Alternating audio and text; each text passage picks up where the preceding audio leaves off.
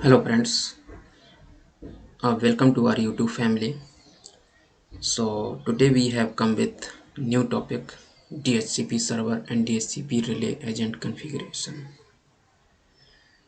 So here I have taken a small topology where we will learn all the scenarios how we configure DHCP services and relay agent on the router so that each end device can get their IP address. Okay, so why we create DHCP server? For network administrator, he has to configure all the IP address in the network manually. So it is not the best practice and will take more effort. So what he does, he can create a one DHCP server. It can be a Windows server or it can be a router. Okay, and router and Windows server both can be work as a DHCP server.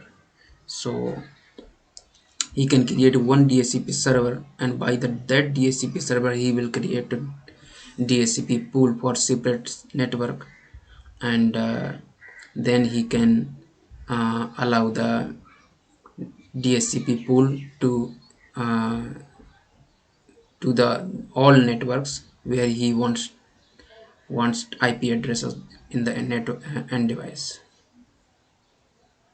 So in this topology, one DHCP server and two switches I have taken, and switches for only the connection where you will connect multiple device. So that's why I have taken two switches and one gateway router on which two network traffic will pass through, and one is three end device where we will get DHCP dynamic IP address.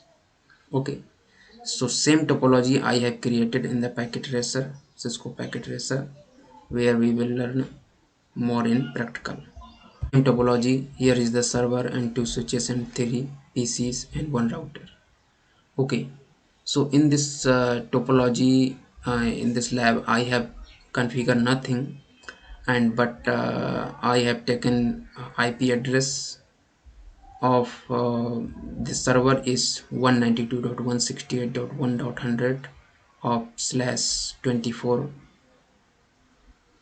subnet mask, and here I have taken IP address, no IP address, because I want dynamic IP address in these PCs, and for this network in the router I have taken one IP address, gateway IP address is 192.168.2.1 of /24, and in this network is 192.168.1.1 of /24.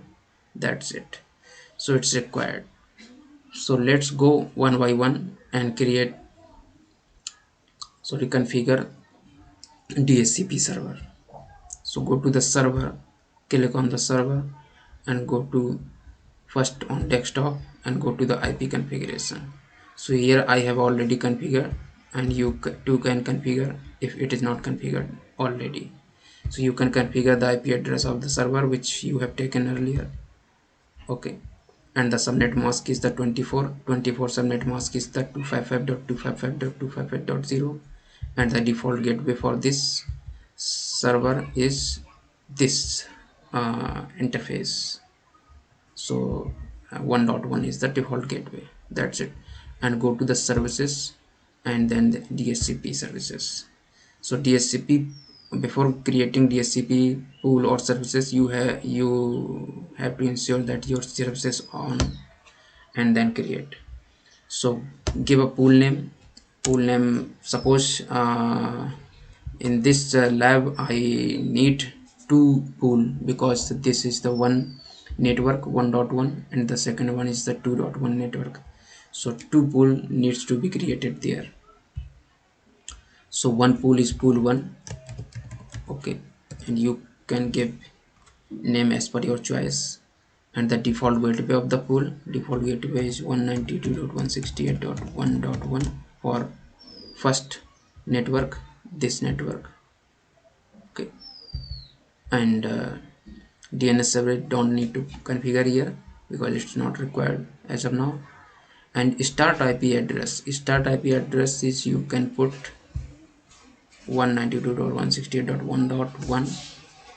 okay, and 255 is the subnet mask. Maximum number of users it can be allowed to 55, and you can give the number as per your choice. So let's give it 20. Okay, and add this pool.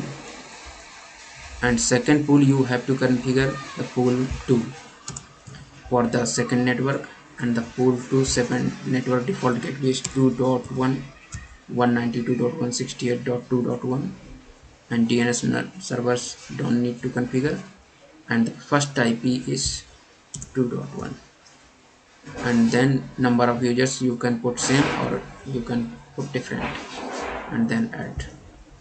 Okay, that's it.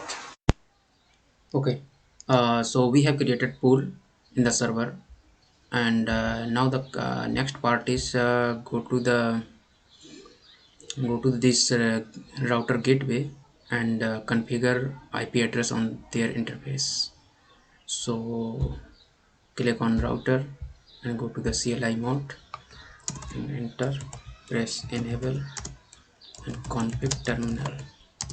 Okay, and so first I want to configure the IP address on this give 0/0 interface.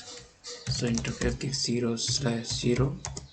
IP address is for this 192.168.1.1. so I have given the same IP and 255.255.0 and put the command no shut to bring the interface up. Okay, you can see the green light blinking, and the next interface is interface gig 0/1, and IP address for this is 2.1 and 255.255.255.0 and no shut for bring this interface up. And now this interface is also up. Okay, so we have done almost configuration. So check in this PC if the dynamic IP has been faced or not. So go to the DHCP and click on DHCP, and you can see you are getting the IP address 192.168.1.2 is the dynamic DHCP request successful.